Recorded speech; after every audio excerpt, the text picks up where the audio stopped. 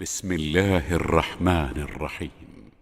لخلق السماوات والأرض أكبر من خلق الناس ولكن أكثر الناس لا يعلمون وما يستوي الأعمى والبصير والذين آمنوا وعملوا الصالحات ولا المسيء قليلا ما تتذكرون إن الساعة لآتية لا ريب فيها ولكن أكثر الناس لا يؤمنون. السلام عليكم ورحمة الله وبركاته. ഖുർആൻ പദം 1641 ദിവസത്തിലേക്ക് എല്ലാവരെയും ഹാർദമായി സ്വാഗതം ചെയ്യുന്നു. വിശുദ്ധ ഖുർആനിലെ 40-ാമത്തെ അധ്യായമായ സൂറത്തുൽ ഗാഫിറിലെ 57 മുതൽ 59 വരെയുള്ള ആയത്തുകളാണ് ഇന്ന് പഠന വിധേയമാക്കുന്നത്. ക്ലാസ് ആരംഭിക്കുന്നതിനായി ആദരണീയനായ ഡോക്ടർ A.I. ബലായത്തുള്ള സാഹിബിനെ ക്ഷണിക്കുന്നു. അസ്സലാമു അലൈക്കും വറഹ്മത്തുള്ളാഹി വബറകാതുഹു. അഊദു ബില്ലാഹി മിനശ് ശൈത്വാനിർ റജീം. ബിസ്മില്ലാഹിർ റഹ്മാനിർ റഹീം. لخلق السماوات والأرض أكبر من خلق الناس ولكن أكثر الناس لا يعلمون وما يستوي الأعمى والبصير والذين آمنوا وعملوا الصالحات ولا المسيء قليلا ما تذكرون إن الساعة لآتية لا ريب فيها ولكن أكثر الناس لا يؤمنون صدق الله العلي العظيم. സൂറത്ത് ഗാഫിറിലെ 87 മുതൽ 89 വരെയുള്ള ആയത്തുകളാണ് ഞാൻ നിങ്ങളെ കേൾപ്പിച്ചിട്ടുള്ളത്. മൂസ അലൈഹിസ്സലാമിന് അല്ലാഹു മാർഗദർശനം നൽകിയ കാര്യവും ബനൂ ഇസ്രായേൽ സമൂഹത്തെ ദൈവിക വേദഗ്രന്ഥത്തിന്റെ അനന്തരാവകാശികളാക്കിയ കാര്യവുമൊക്കെ നമ്മൾ പിന്നിട്ട ആയത്തുകളിൽ അള്ളാഹു സൂചിപ്പിക്കുകയുണ്ടായി. ബുദ്ധിമാന്മാർക്ക് മാർഗദർശനവും ജീവിതത്തിൽ ഏറ്റവും ആവശ്യമായ ഉത്ബോധനവുമായിട്ടാണ് അള്ളാഹു ബനൂ ഇസ്രായേൽ സമൂഹത്തിന് നൽകിയ വേദഗ്രന്ഥത്തെ ഇവിടെ പരാമർശിക്കുകയുണ്ടായത്. ബനൂ ഇസ്രായേൽ സമൂഹത്തിന്റെ ചരിത്രത്തിലുടനീളം അല്ലെങ്കിൽ മൂസ അലൈഹി ഇസ്ലാമിന്റെ കാലം തൊട്ട് അവര് ഉത്തരവാദിത്വ ബോധത്തോടു കൂടി നിലകൊണ്ട കാലം അത്രയും അവർക്ക് വലിയ ഉയർച്ചയും ഔന്നത്യവും ജീവിത വിജയവും ഒക്കെ നേടിക്കൊടുത്തത് അവര് ആ വിശുദ്ധ ഗ്രന്ഥത്തിന്റെ വാഹകരും അനന്തരാവകാശികളും ഒക്കെ ആയിരുന്നു എന്ന കാര്യമാണ് എന്നതാണ് ഇവിടെ പരോക്ഷമായിട്ട് സൂചിപ്പിക്കപ്പെട്ടിരുന്നത്. അതിനാൽ നബി സല്ലല്ലാഹു അലൈഹി വസല്ലമയോടും അനുയായികളോടുമായിട്ട് അള്ളാഹു തുടർന്ന് പറയുകയുണ്ടായത് ഫസ്ബിർ ഇന്ന വഅദല്ലാഹി ഹഖ്, നിശ്ചയമായിട്ടും നിങ്ങൾ സഹനം അവലംബിക്കുക, അള്ളാഹുവിന്റെ വാഗ്ദാനം സത്യമായി പുലരുക തന്നെ ചെയ്യും. തന്റെ ദൂതന്മാരെയും അവരെ പിൻപറ്റാൻ സന്നദ്ധരായ സത്യവിശ്വാസികളെയും ഈ ഐഹിക ലോകത്തും അതുപോലെ സാക്ഷികൾ ഹാജരാക്കപ്പെടുന്ന നാളിലും അള്ളാഹു സഹായിക്കുക തന്നെ ചെയ്യും എന്ന ഒരു വാഗ്ദാനം മുകളിൽ ഒരു ആയത്തില് നമ്മൾ കാണുകയുണ്ടായി. ആ ഒരു വാഗ്ദാനം തന്നെ ആവണം ഇവിടെ പരാമർശിക്കപ്പെട്ടത് എന്നും നമ്മൾ ഇന്നലെ ചർച്ചയുടെ ഭാഗമായിട്ട് മനസ്സിലാക്കിയുണ്ടായി. അതുകൊണ്ട് മക്കയിൽ പ്രതിസന്ധി നേരിട്ടുകൊണ്ടിരിക്കുന്ന നബി സല്ലല്ലാഹു അലൈഹി വസല്ലം അദ്ദേഹത്തിന്റെ ജീവന് തന്നെ അപകടം നേരിടേണ്ടി വരുന്ന ഒരു സാഹചര്യമാണ് നിലനിന്നിരുന്നത്. അദ്ദേഹം മുന്നോട്ട് വെച്ച ജീവിത ദർശനവും ആദർശവും ഒക്കെ വളരെ ശക്തമായ വിധത്തില് മക്കയിലെ ആളുകൾ വെല്ലുവിളിച്ചുകൊണ്ടിരിക്കുകയാണ്. അദ്ദേഹത്തിന്റെ ജീവൻ അപകടപ്പെടുത്തുന്ന വിധത്തിലുള്ള പല ഗൂഢാലോചനകളിലും അവര് ഏർപ്പെട്ടുകൊണ്ടിരിക്കുകയാണ്. ആ ഒരു സന്ദർഭത്തില് ഈ ചരിത്ര സംഭവങ്ങളെ പരാമർശിച്ചുകൊണ്ട് അള്ളാഹു നബി സല്ലല്ലാഹു അലൈഹി വസല്ലമയോടും വിശ്വാസികളോടുമായിട്ട് നിർദ്ദേശിക്കുന്നത് നിങ്ങൾ സഹനം അവലംബിക്കുകയും അള്ളാഹുവിന്റെ വാഗ്ദാനത്തില് പ്രതീക്ഷ അർപ്പിക്കുകയും ചെയ്യുക. നിങ്ങളുടെ ഭാഗത്ത് സംഭവിച്ചിട്ടുള്ള പിഴവുകളുടെ കാര്യത്തിൽ നിങ്ങൾ അള്ളാഹുവിനോട് ഇസ്തിഗ്ഫാർ തേടുക. അള്ളാഹുവിനെ സ്തുതി കീർത്തനങ്ങളും പ്രകീർത്തനവും നടത്തിക്കൊണ്ടിരിക്കുക. അത് അഷിയിലും ഇബ്കാറിലും ഒരുപോലെ, പ്രദോഷവേളയിലും പ്രഭാതവേളയിലും ഒരുപോലെ അള്ളാഹുവിന് തസ്ബീഹും തഹ്മീദും ചെയ്തുകൊണ്ടിരിക്കുക. നിശ്ചയമായിട്ടും അള്ളാഹുവിന്റെ സൂക്തങ്ങളുടെ കാര്യത്തില് തർക്കിച്ചുകൊണ്ടിരിക്കുന്ന ആളുകൾ, അവർക്ക് അതിന് ദൈവികമായ എന്തെങ്കിലും പിൻബലമോ തെളിവോ സാക്ഷ്യമോ ഒന്നും ഇല്ലാതെയാണ് ആ തർക്കത്തിൽ ഏർപ്പെട്ടുകൊണ്ടിരിക്കുന്നത്. ആ തർക്കത്തിന് പ്രേരണയായിക്കൊണ്ട് അവർക്കുള്ള കാര്യം അവരുടെ ഹൃദയങ്ങളിൽ, അവരുടെ നെഞ്ചകങ്ങളിൽ അവർ നിറച്ചു വെച്ചിരിക്കുന്ന അഹങ്കാരം മാത്രമാണ് എന്നതാണ് ഇവിടെ സൂചിപ്പിക്കപ്പെടുന്നത്. അവരെ ലക്ഷ്യമിടുന്ന ഔന്നത്യമൊന്നും അവർക്ക് ഒരിക്കലും തന്നെ നേടാൻ സാധിക്കുകയില്ല. താങ്കൾ അള്ളാഹുവിൽ അഭയം തേടിക്കൊള്ളുക. തീർച്ചയായിട്ടും അള്ളാഹു എല്ലാം കേൾക്കുന്നവനും കാണുന്നവനുമാണ് എന്നാണ് കഴിഞ്ഞ ദിവസം നമ്മൾ പഠന വിധേയമാക്കിയ ആയത്തുകളിലായിട്ട് അള്ളാഹു നബി സല്ലല്ലാഹു അലൈഹി വസല്ലമയെ അഭിസംബോധന ചെയ്തുകൊണ്ട് പറയുകയുണ്ടായത്. അതിനെ തുടർന്ന് പൊതുസമൂഹത്തെ, മക്കയിലെ പ്രമാണിമാരെ കേൾപ്പിക്കേണ്ട വിധത്തിൽ ചില കാര്യങ്ങൾ ഇവിടെ വ്യക്തമാക്കപ്പെട്ടതിനെ തുടർന്ന് മുഴുവൻ ആ പ്രദേശങ്ങളിലുള്ള ആളുകളെയും പൊതുവായി കേൾപ്പിക്കുന്ന ഒരു സംഗതി എന്ന നിലക്ക് വേണമെങ്കിൽ ഇന്ന് ഞാൻ നിങ്ങളെ വായിച്ചു കേൾപ്പിച്ച ആയത്തുകളുടെ ഉള്ളടക്കം നമുക്ക് മനസ്സിലാക്കാൻ സാധിക്കും. മുഹമ്മദ് നബി സല്ലല്ലാഹു അലൈഹി വസല്ലം അവരോട് പറഞ്ഞുകൊണ്ടിരിക്കുന്ന കാര്യങ്ങൾ, അവരുടെ മുന്നിൽ സമർപ്പിക്കുന്ന ജീവിത ദർശനം, ഇതൊക്കെ തന്നെയും ഏത് യുക്തിബോധമുള്ള സാധാരണ ബുദ്ധി കൊണ്ട് ആലോചിക്കുന്ന ആളുകൾക്കും ബോധ്യപ്പെടുന്ന കാര്യങ്ങളാണ്. അത് വളരെ യുക്തിഭദ്രമായ ഒരു ജീവിത ദർശനത്തെ അടിസ്ഥാനപ്പെടുത്തിക്കൊണ്ടുള്ള കാര്യങ്ങളാണത്. അത് എല്ലാവർക്കും വക്രതയില്ലാതെ ചിന്തിക്കുന്ന ആരെ സംബന്ധിച്ചിടത്തോളവും അത് ഉൾക്കൊള്ളാൻ സാധിക്കും. അതിന് ഈ പ്രപഞ്ച സാകല്യം മുഴുവനായും പിൻബലവും തെളിവും ഒക്കെയാണ് താനും. ഈ ഒരു കാര്യം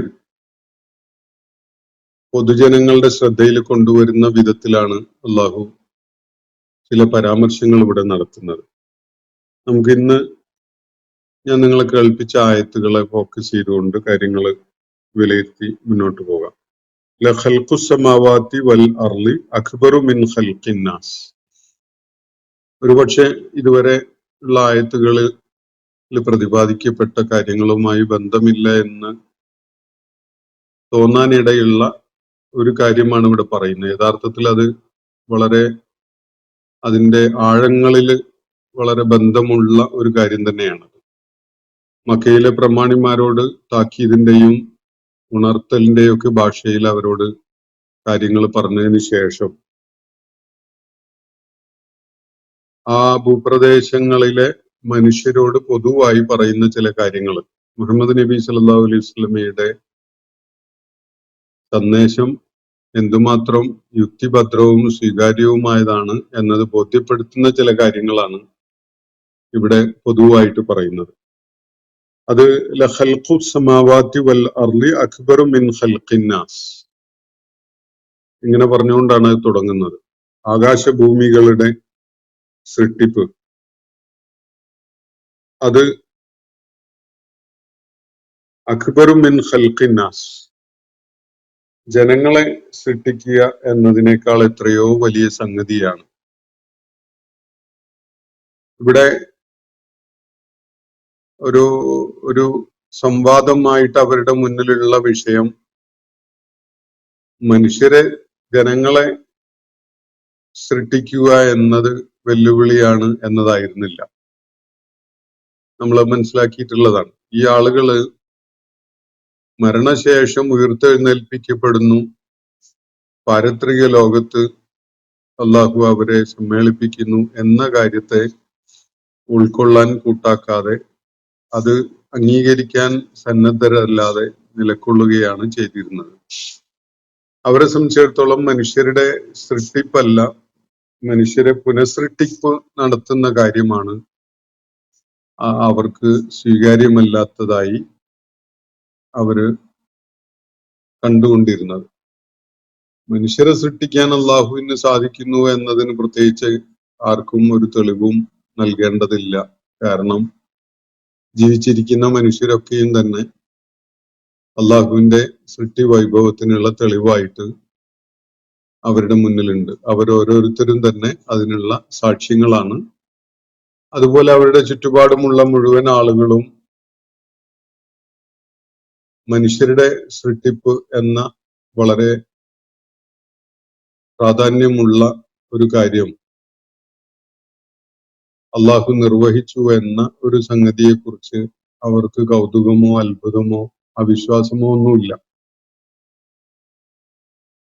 എന്നാൽ അള്ളാഹു പറയുന്നത് ഇവിടെ മനുഷ്യരെ പുനഃസൃഷ്ടിക്കുക എന്നത് നിങ്ങൾക്ക് സ്വീകാര്യമായിട്ട്, നിങ്ങൾക്ക് അവിശ്വസനീയമായിട്ടാണ് അനുഭവപ്പെടുന്നതെങ്കിൽ, സ്വീകാര്യമായിട്ട് തോന്നുന്നില്ല എങ്കിൽ നിങ്ങൾ മനസ്സിലാക്കിക്കൊള്ളുക, ഈ ആകാശങ്ങളെയും ഭൂമിയെയും സൃഷ്ടിച്ചവനാണ് അള്ളാഹു.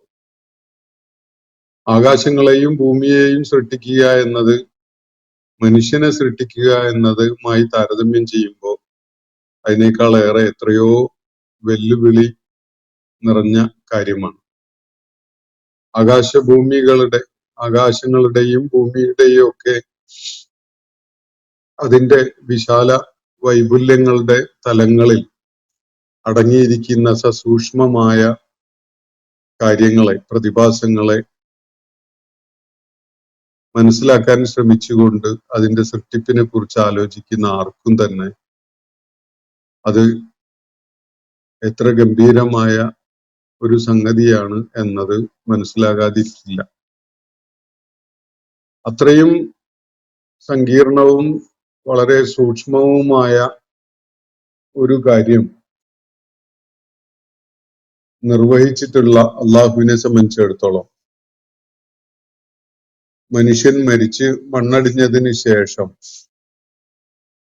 അവന്റെ ശരീരാവശിഷ്ടങ്ങൾ മണ്ണിൽ ലയിച്ചു ചേർന്നതിന് ശേഷം അവയെ പുനരുജ്ജീവിപ്പിക്കുക, അവയെ പുനഃസൃഷ്ടിക്കുക, തന്റെ മുന്നിൽ ഒരു നാളിൽ എല്ലാവരും ഒരുമിച്ച് കൂടുന്ന വിധത്തിൽ ഹാജരാക്കുക എന്നത് ഒരു വെല്ലുവിളിയാണ് എന്ന് ഇവർ കരുതുന്നുണ്ടോ? ഇതാണ് അള്ളാഹു ഇവിടെ ഉയർത്തുന്ന ഒരു വിഷയം. അത് വളരെ പ്ലെയിൻ ആയിട്ട് അള്ളാഹു പറയുന്നില്ല. ഈ കാര്യം ഉൾക്കൊള്ളുമ്പോഴാണ് പിന്നിട്ട ആയത്തുകളിലെ ആശയങ്ങളുമായി ഇപ്പോ നമ്മൾ ചർച്ച ചെയ്യുന്ന ആയത്തുകളുമായുള്ള ബന്ധം നമുക്ക് മനസ്സിലാക്കാൻ സാധിക്കും. ലഖൽഖു സമാവാതി വൽ അർളി അക്ബറു മിൻ ഖൽഖിന്നാസ്, ആകാശങ്ങളുടെയും ഭൂമിയുടെയും സൃഷ്ടിപ്പ്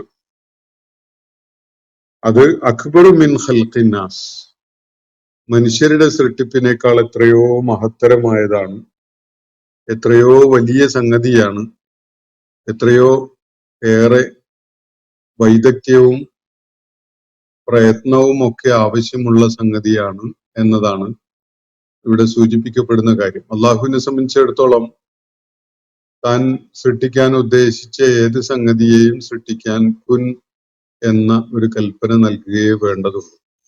അത് സംഭവിച്ചിട്ടുണ്ടാവും.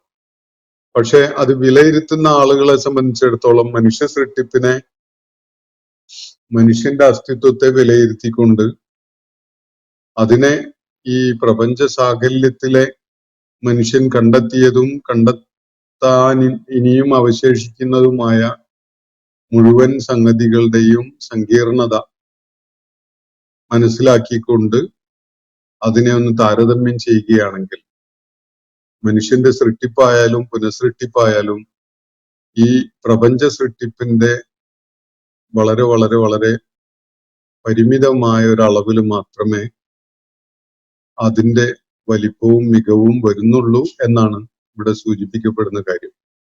അള്ളാഹുവിന്റെ സൃഷ്ടിജാലങ്ങളുടെ കൂട്ടത്തില് ഏറ്റവും ഔന്നത്യമുള്ള, ഏറ്റവും അഹ്സന് തഖ്വീമിൽ സൃഷ്ടിക്കപ്പെട്ടതായിട്ട് ഖുർആൻ തന്നെ പരാമർശിക്കുന്ന സംഗതി മനുഷ്യന്റെ ഘടനയാണ്. മനുഷ്യ സൃഷ്ടിപ്പിനെ കുറിച്ച് മനുഷ്യന് അള്ളാഹു നൽകിയിട്ടുള്ള രൂപകൽപ്പന, അവന്റെ ഘടന, ഇതൊക്കെ തന്നെ അഹ്സന തഖ്വീമായിട്ട് അള്ളാഹു പരാമർശിക്കുന്നുണ്ട്. എന്നാൽ ഈ പ്രപഞ്ചം എന്ന അതിവിസ്മയകരമായ പ്രതിഭാസം, ആകാശങ്ങളും ഭൂമിയും സൂചിപ്പിക്കുന്നത് അതാണല്ലോ. അതില് മനുഷ്യൻ പിന്നിട്ട നൂറ്റാണ്ടുകളിലായിട്ട് കണ്ടെത്തിയ ഒരുപാട് കാര്യങ്ങളുണ്ട്, അസംഖ്യം കാര്യങ്ങളുണ്ട്. ഇതാണ് മനുഷ്യന് പരിചയമുള്ള വിവിധ ശാസ്ത്ര പഠന മേഖലകളായിട്ട് നമ്മുടെ മുന്നിലുള്ളത്. ഭൗതിക പ്രപഞ്ചവുമായി ബന്ധപ്പെട്ടുകൊണ്ടുള്ള കോടിക്കണക്കിന് കാര്യങ്ങൾ മനുഷ്യൻ ഇതിനകം കണ്ടെത്തുകയും മനസ്സിലാക്കുകയും അവയെ വൈജ്ഞാനികമായി സമീപിക്കുകയും ഒക്കെ ചെയ്തിട്ടുണ്ട്. അതൊക്കെ വളരെ ബൃഹത്തായ പഠന മേഖലകളായിട്ട് വികസിച്ചിട്ടുള്ളതും കാണാൻ കഴിയും. ഇനിയും മനുഷ്യൻ ഈ പ്രകൃതിയുമായി, പ്രപഞ്ചവുമായി ബന്ധപ്പെട്ടുകൊണ്ട് മനസ്സിലാക്കാനിരിക്കുന്ന അസംഖ്യം കാര്യങ്ങളുണ്ട്. കോസ്മോളജിയുടെ ഒരു തലത്തിൽ നിന്നുകൊണ്ട് അതിനെ വിലയിരുത്തുമ്പോൾ ഇനിയും മനുഷ്യന് അവന്റെ ശ്രദ്ധ എത്തിയിട്ടില്ലാത്തതായ വളരെ വിശാലമായ ലോകം തന്നെ, വളരെ വിശാലമായ മേഖലകൾ തന്നെ ഉണ്ടെന്നുള്ളത് നമുക്ക് കാണാൻ കഴിയും. ഒരു മേഖലയും മനുഷ്യൻ പഠന വിധേയമാക്കി എക്സോസ്റ്റ് ചെയ്തിട്ടില്ല. അവന്റെ ആവാസ വ്യവസ്ഥയിൽ പോലും അവർ ഇനിയും മനുഷ്യൻ കണ്ടെത്തിയിട്ടില്ലാത്തതും മനസ്സിലാക്കിയിട്ടില്ലാത്തതുമായ കോടിക്കണക്കിന് കാര്യങ്ങളുണ്ട്. അവന്റെ ശരീരഘടനയിൽ പോലും മനുഷ്യൻ പഠന വിധേയമാക്കാൻ അവശേഷിക്കുന്നതായ ധാരാളം കാര്യങ്ങളുണ്ട്. ഈ കാര്യങ്ങളൊക്കെ മനസ്സിൽ ഉൾക്കൊണ്ടുകൊണ്ട് വേണം അള്ളാഹുവിന്റെ ഈ പ്രസ്താവനയെ നമ്മൾ മനസ്സിലാക്കാൻ. ആകാശങ്ങളുടെയും ഭൂമിയുടെയും സൃഷ്ടിപ്പ്, അതിലടങ്ങിയിട്ടുള്ള അതിസങ്കീർണമായ, അതിസൂക്ഷ്മമായ പല കാര്യങ്ങളെയും വിലയിരുത്തിക്കൊണ്ട് മനുഷ്യൻ അതിനെ സമീപിക്കുമ്പോൾ മനുഷ്യന് ബോധ്യപ്പെടുന്ന ഒരു കാര്യം, മനുഷ്യനെ പുനഃസൃഷ്ടിക്കുക എന്ന് പറയുന്നത് ഈ ആകാശഭൂമികളുടെ സൃഷ്ടിപ്പിനോളം വെല്ലുവിളി നിറഞ്ഞൊരു സംഗതിയല്ല എന്ന് തന്നെയാണ്. അള്ളാഹു അതാണ് ഇവിടെ വ്യക്തമാക്കുന്നത് എന്നത് കാണാൻ കഴിയും. ലഖൽഖുസ്സമാവാതി വൽ അർളി അക്ബറു മിൻ ഖൽഖിന്നാസ്. മനുഷ്യന്റെ സൃഷ്ടിപ്പ്, ഇനി അത് ഒന്നാമത്തെ വട്ടം സൃഷ്ടിച്ചു എന്നതാണെങ്കിലും പിന്നീട് പുനഃസൃഷ്ടിക്കുന്ന കാര്യമാണെങ്കിലും തന്നെയും മനുഷ്യന്റെ സൃഷ്ടിപ്പ് എന്നത് ഒരിക്കൽ സൃഷ്ടിച്ചിട്ടുള്ള അള്ളാഹുവിനെ സംബന്ധിച്ചിടത്തോളം രണ്ടാമതൊരു വട്ടം മനുഷ്യനെ അവന്റെ അവശിഷ്ടങ്ങളിൽ നിന്ന് സൃഷ്ടിക്കുക എന്നത് സാധ്യമല്ലാത്തൊരു കാര്യമാണ് എന്ന് പറയാൻ ആർക്കും കഴിയില്ല. ഒന്നുമില്ലായ്കയിൽ നിന്ന് മനുഷ്യനെ അള്ളാഹു രൂപകൽപ്പന ചെയ്തുകൊണ്ട് ഈ വിധത്തില് സൃഷ്ടിച്ചു, സംവിധാനിച്ചു എങ്കിൽ അവന്റെ അവശിഷ്ടങ്ങൾ പലതും മണ്ണിൽ അലിഞ്ഞ് ചേർന്ന് അത് മണ്ണിലിരിക്കെ അവയെ പുനഃസൃഷ്ടിക്കുക എന്നത് ആദ്യത്തെ ഒന്നാമത്തെ വട്ടം സൃഷ്ടിച്ച അത്ര വെല്ലുവിളി നിറഞ്ഞതല്ല എന്ന് നമുക്ക് സങ്കല്പിക്കാം.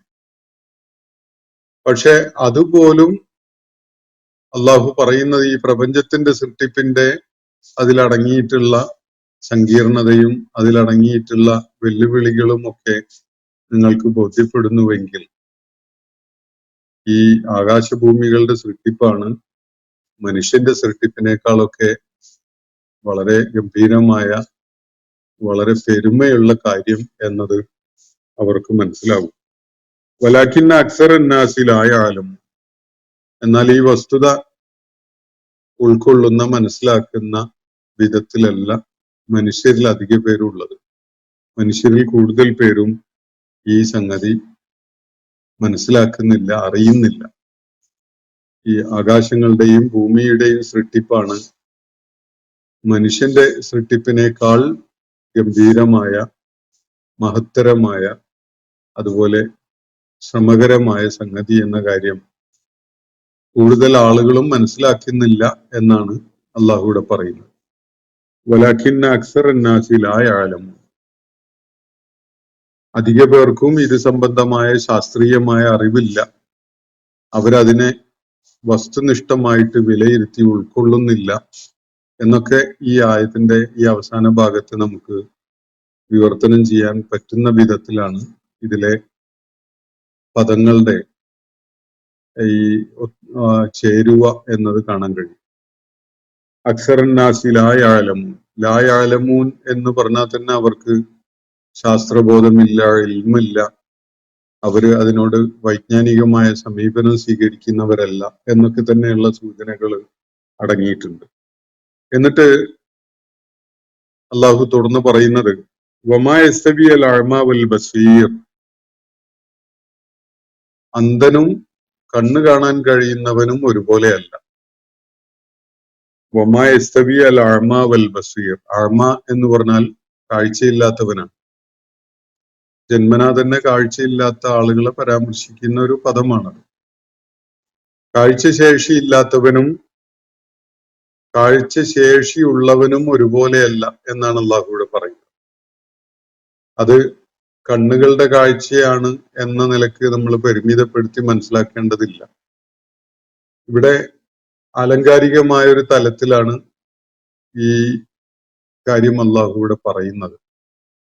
കാഴ്ചയില്ലാത്തവനും കാഴ്ചയുള്ളവനും ഒരുപോലെയല്ല എന്ന് പറയുമ്പോൾ അള്ളാഹുവിന്റെ സൃഷ്ടിപ്പിൽ അടങ്ങിയിട്ടുള്ള വളരെ നിഗൂഢമായ തലങ്ങളെ, വളരെ സൂക്ഷ്മമായ തലങ്ങളെ ചിലര് വളരെ ശ്രദ്ധാപൂർവം നിരീക്ഷിച്ച് മനസ്സിലാക്കുന്നു, വേറെ ചിലര് അങ്ങനെ ചെയ്യുന്നില്ല. അള്ളാഹുവിന്റെ സൃഷ്ടിപ്പിന്റെ വൈവിധ്യവും അതിലടങ്ങിയിരിക്കുന്ന വൈദഗ്ധ്യവും ഒക്കെ ഉൾക്കാഴ്ചയോടുകൂടി മനസ്സിലാക്കിയിട്ട് അള്ളാഹുവിനെ ബോധ്യപ്പെടുന്നവരാണ് മനുഷ്യരിൽ ചിലരെങ്കിൽ, വേറെ ചിലര് കണ്ണുകൾ ഉണ്ടായിരിക്കെ തന്നെ അന്ധമായൊരു സമീപനമാണ് അതിനോടൊക്കെ സ്വീകരിക്കുന്നത്. അതിൽ നിന്ന് അവര് പാഠമൊന്നും ഉൾക്കൊള്ളുന്നില്ല എന്നതാണ് യഥാർത്ഥത്തിൽ മനസ്സിലാക്കേണ്ട ഒരു കാര്യം. വമാ യസ്തവിയൽ അഅ്മാ വൽ ബസീർ, ഈ പ്രപഞ്ചം ഒരു ഭാഗത്തും മനുഷ്യൻ വേറൊരു ഭാഗത്തും ഇവിടെ മനുഷ്യന് നിരീക്ഷിക്കാൻ പറ്റുന്ന വിധത്തില് ഉണ്ട്.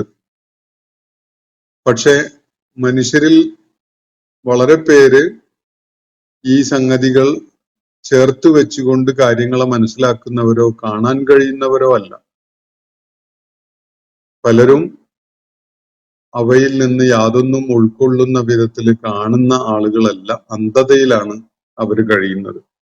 വമാ യസ്തവിയൽ അഅ്മാ വൽ ബസീർ, അതുകൊണ്ട് തന്നെ അന്ധതയിൽ കഴിയുന്നവരും അതുപോലെ കാഴ്ചശേഷി പ്രയോജനപ്പെടുത്തുന്നവരും ഒരുപോലെയല്ല. വല്ലദീന ആമനു വഅമിലു സ്വാലിഹാത്തി വലൽ മൂസി, എന്നിട്ട് മറ്റൊരു ബൈനറി കൂടി അള്ളാഹു കൊണ്ടുവരികയാണ്. ഒരു ഭാഗത്ത് ആദ്യം കാഴ്ചയില്ലാത്തവനും കാഴ്ചയുള്ളവനും ഒരുപോലെയല്ല എന്ന് പറഞ്ഞതിന് ശേഷം അതുപോലെ ഒരു ബൈനറി കൂടി അള്ളാഹു, ഒരു ദ്വന്ദ്വം കൂടി അള്ളാഹു കൊണ്ടുവരികയാണ്. വല്ലദീന ആമനു വഅമിലു സ്വാലിഹാത്ത്, വിശ്വാസം ഉൾക്കൊള്ളുകയും സൽക്കർമ്മങ്ങളിൽ വ്യാപൃതരാവുകയും ചെയ്യുന്നവരും, വലൽ മൂസി, ദുഷ്കൃത്യങ്ങളിൽ വ്യാപൃതനാവുന്നവരും ഒരുപോലെയല്ല എന്നാണ് അള്ളാഹു തുടർന്ന് സൂചിപ്പിക്കുന്നത്. മായസ്തവി വമായസ്തവി എന്ന ആ തുടക്കത്തിൽ പറഞ്ഞ കാര്യം ഈ രണ്ടാമത്തെ ബൈനറിയോട് കൂടി ചേർത്ത് മനസ്സിലാക്കിയിട്ട് വേണം ഈ ആയത്ത് ഉൾക്കൊള്ളാൻ. കണ്ണ് കാണാത്തവനും കണ്ണ് കാണുന്നവനും ഒരുപോലെയല്ല. അതുപോലെ തന്നെ സത്യവിശ്വാസം ഉൾക്കൊള്ളുകയും സൽക്കർമ്മികളായി ജീവിക്കുകയും ചെയ്യുന്നവരും ദുഷ്കർമ്മികളായി ജീവിക്കുന്നവരും ഒരുപോലെയല്ല.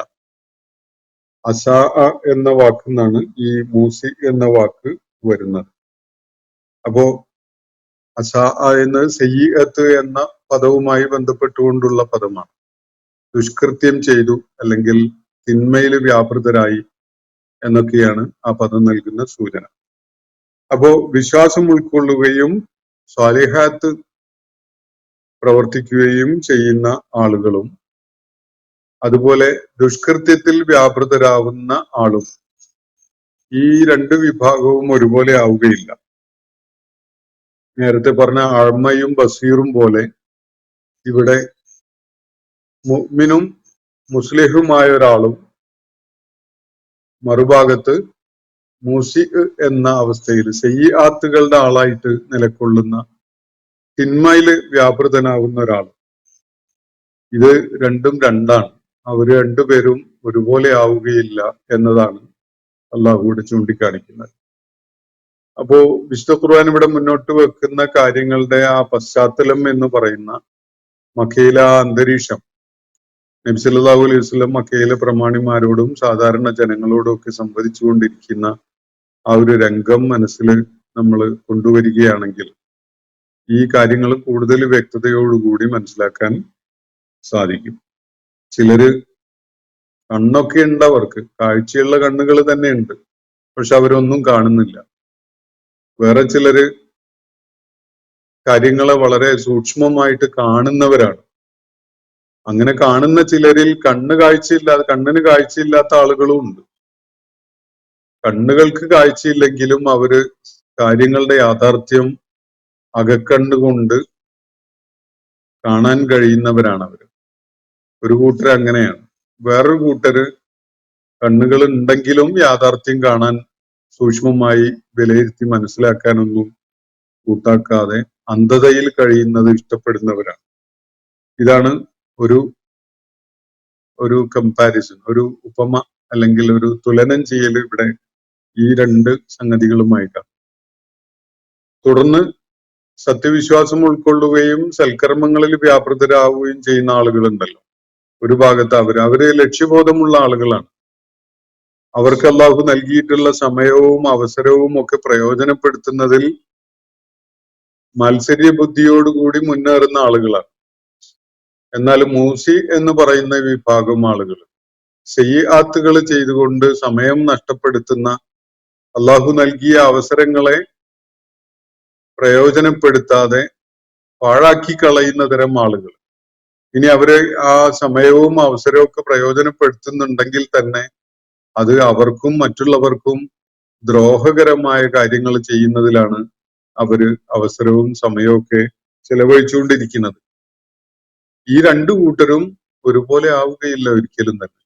അത് നമുക്ക് ഈ രണ്ട് കാറ്റഗറിയിൽ പെടുന്ന ഓരോ സ്പെസിമെൻ എടുത്ത് വെറുതെ ഒന്ന് നിരീക്ഷിച്ചാൽ മനസ്സിലാവും. അള്ളാഹുവിനെ തിരിച്ചറിഞ്ഞ ജീവിതം എന്താണ് എന്ന് മനസ്സിലാക്കിയ ആള് വളരെ ലക്ഷ്യബോധത്തോടു കൂടിയായിരിക്കും ജീവിക്കുന്നുണ്ടാവുക. അയാളുടെ ഓരോ ചുവടുവെപ്പും അർത്ഥപൂർണ്ണമായിരിക്കും.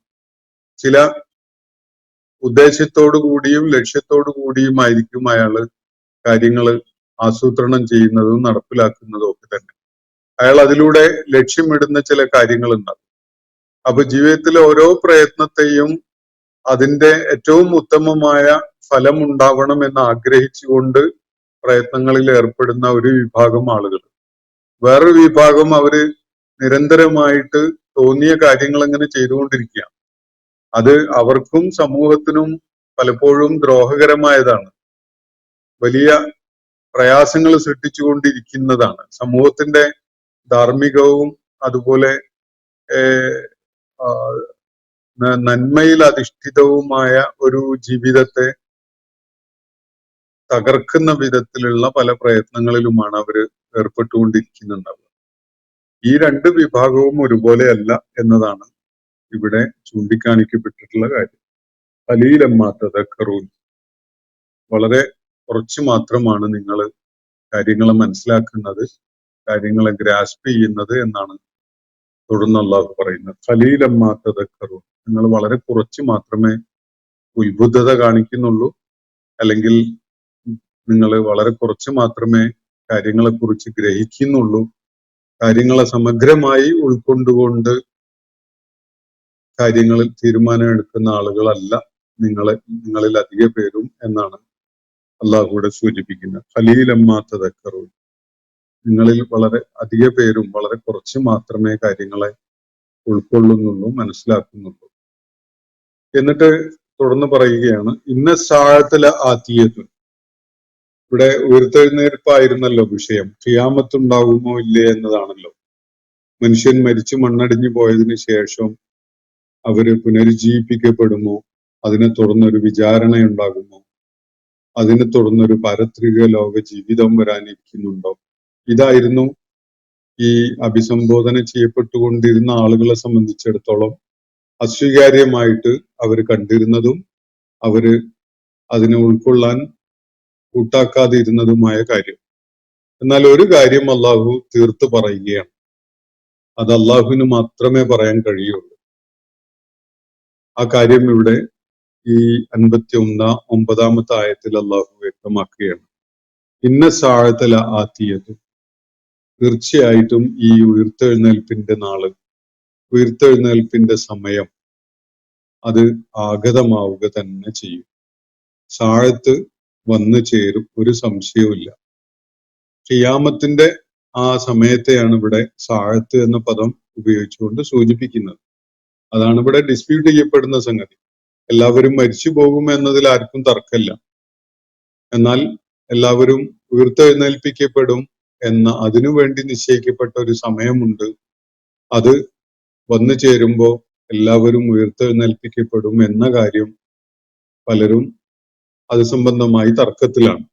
ഇന്ന സാഴത്തിലെ ആതീയത്തുൻ, അള്ളാഹു തറപ്പിച്ച് ഉറപ്പിച്ച് വെളിപ്പെടുത്തി പറയുകയാണ്. ഉയർത്തെഴുന്നേൽപ്പിന്റെ ആ നാഴിക, ആ സമയം, അതിന് നിശ്ചയിക്കപ്പെട്ട സാഴത്ത് വന്നു ചേരുക തന്നെ ചെയ്യും. ലാ റൈബ ഫീഹ, ഒരു സംശയവുമില്ല അക്കാര്യത്തിൽ. വലാക്കിൻ അക്സർ അന്നാസി ലാ യുഅ്മിനൂൻ, എന്നാൽ ആളുകളിൽ അധിക പേരും അതിൽ വിശ്വാസമില്ലാത്തവരാണ്, അത് വിശ്വസിക്കാൻ കൂട്ടാക്കാത്തവരാണ്. അപ്പൊ ആളുകൾ അത് വിശ്വസിക്കാത്തതിന്റെ പരക്കെ പറയാറുള്ള ഒരു കാരണം, മരിച്ചുപോയ ആരും ജീവിതത്തിലേക്ക് തിരിച്ചു വന്നിട്ടില്ല, അങ്ങനെ ഞങ്ങൾ ആരും കണ്ടിട്ടില്ല എന്നതാണ്. അള്ളാഹു അതിനൊരു സമയം നിശ്ചയിച്ചിരിക്കുന്നു എന്ന കാര്യമാണ് ഇവിടെ പറയുന്നത്.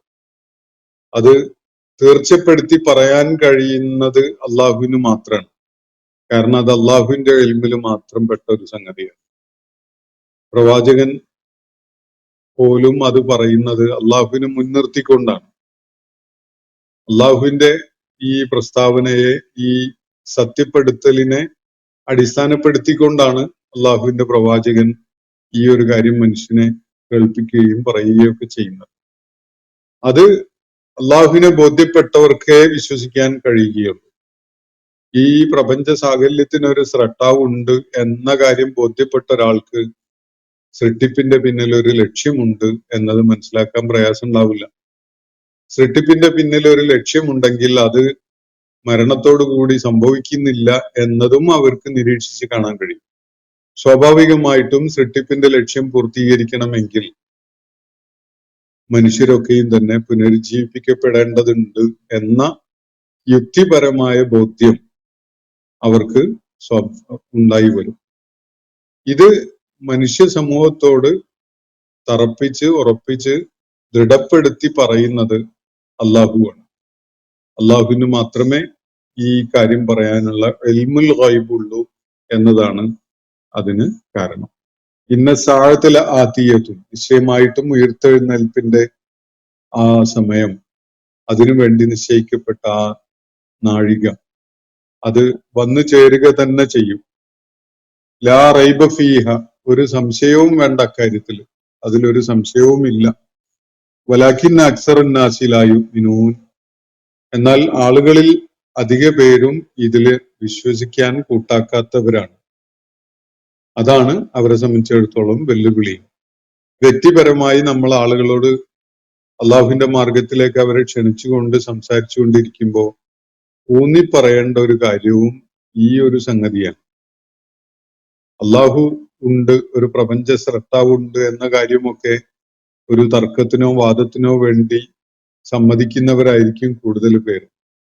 എന്നാൽ മരണശേഷം ഉയർത്തെഴുന്നേൽപ്പിക്കപ്പെടും, അതിനുശേഷം ഒരു വിചാരണയുണ്ട്, രക്ഷാശിക്ഷകളുണ്ട് തുടങ്ങിയ കാര്യങ്ങൾ പറഞ്ഞാൽ അത് വിശ്വസിക്കാൻ കൂട്ടാക്കാത്തവരാണ് ആളുകളിൽ കൂടുതൽ പേരും എന്ന് ആ രംഗത്ത് പ്രവർത്തിക്കുന്ന ആളുകൾക്ക്, ജനങ്ങളുമായി ഇടപഴകിക്കൊണ്ടിരിക്കുന്ന ആളുകൾക്ക് എളുപ്പത്തിൽ മനസ്സിലാവും. അവർക്കത് കൂടുതൽ വിശദീകരിച്ചു കൊടുക്കേണ്ട കാര്യമില്ല.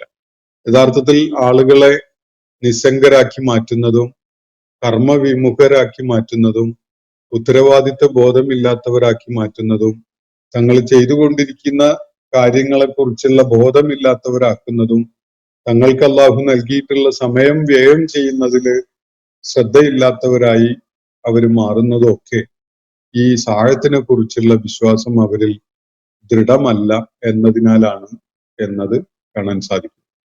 ഇന്നത്തെ സെഷൻ ഞാനിവിടെ അവസാനിപ്പിക്കുകയാണ്. വാഖിർ ദഅവാന അനിൽ ഹംദുലില്ലാഹി റബ്ബിൽ ആലമീൻ. അസ്സലാമു അലൈക്കും വറഹ്മത്തുള്ളാഹി വബറകാതുഹു. ഇന്നത്തെ ഖുർആൻ പദം ഇവിടെ സമാപിക്കുന്നു. ഖുർആൻ പഠനത്തിൽ പങ്കെടുത്ത എല്ലാവർക്കും അല്ലാഹു അർഹമായ പ്രതിഫലം നൽകി അനുഗ്രഹിക്കട്ടെ. വആഖിർ ദഅവാന അനിൽ ഹംദുലില്ലാഹി റബ്ബിൽ ആലമീൻ. അസ്സലാമു അലൈക്കും വറഹ്മത്തുള്ളാഹി വബറകാതുഹു.